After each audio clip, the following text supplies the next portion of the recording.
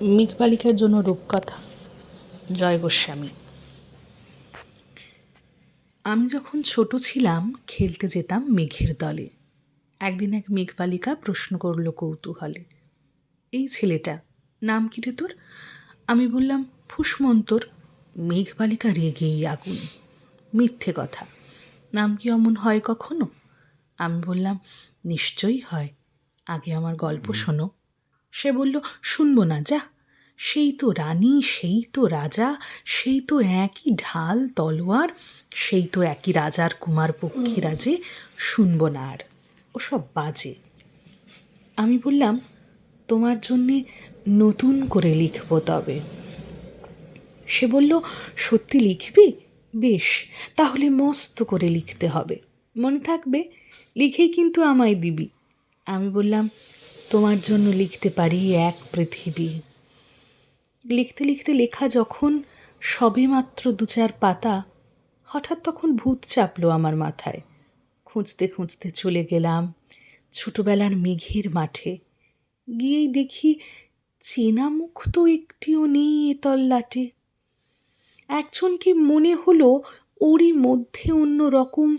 এগিয়ে গিয়ে বলি তাকে, তুমি কি সেই মেঘবালিকা? তুমি কি সেই? সে বলেছে মনে তো নেই, আমারও সব মনে তো নেই। আমি বললাম তুমি আমায় লেখার কথা বলেছিলে। সে বলল সঙ্গে আছে, ভাসিয়ে দাও গায়ের ঝিলে। আর হ্যাঁ শোনো, এখন আমি মেঘ নই আর, সবাই এখন বৃষ্টি বলে ডাকে আমায়। বলেই হঠাৎ এক পশলায় চুল থেকে নখ আমায় পুরো ভিজিয়ে দিয়ে অন্য অন্য বৃষ্টি বাদল সঙ্গে নিয়ে মিলিয়ে গেল খরস্রোতায়, মিলিয়ে গেল দূরে কোথায়, দূরে দূরে। বৃষ্টি বলে ডাকে আমায়, বৃষ্টি বলে ডাকে আমায়। আপন মনে বলতে বলতে আমি কেবল বসে রইলাম ভিজিয়ে একসা কাপড় জামায়। গাছের তলায় বসে রইলাম। বৃষ্টি নাকি মেঘের জন্য? এমন সময় অন্য একটি বৃষ্টি আমায় চিনতে পেরে বলল, তাতে মন খারাপের কি হয়েছে, যাও ফিরে যাও, লেখো আবার, এখন পুরো বর্ষা চলছে, তাই আমরা সবাই এখন নানান দেশে ভীষণ ব্যস্ত। তুমিও যাও, মন দাও গে তোমার কাজে। বর্ষা থেকে ফিরে আমরা নিজেই যাব তোমার কাছে। এক পৃথিবী লিখব আমি, এক পৃথিবী লিখব বলে ঘর ছেড়ে সেই বেরিয়ে গেলাম। ঘর ছেড়ে সেই ঘর বাঁধলাম গহন বনে, সঙ্গী শুধু কাগজ কলম। একাই থাকবো, একাই দুটো ফুটিয়ে খাবো।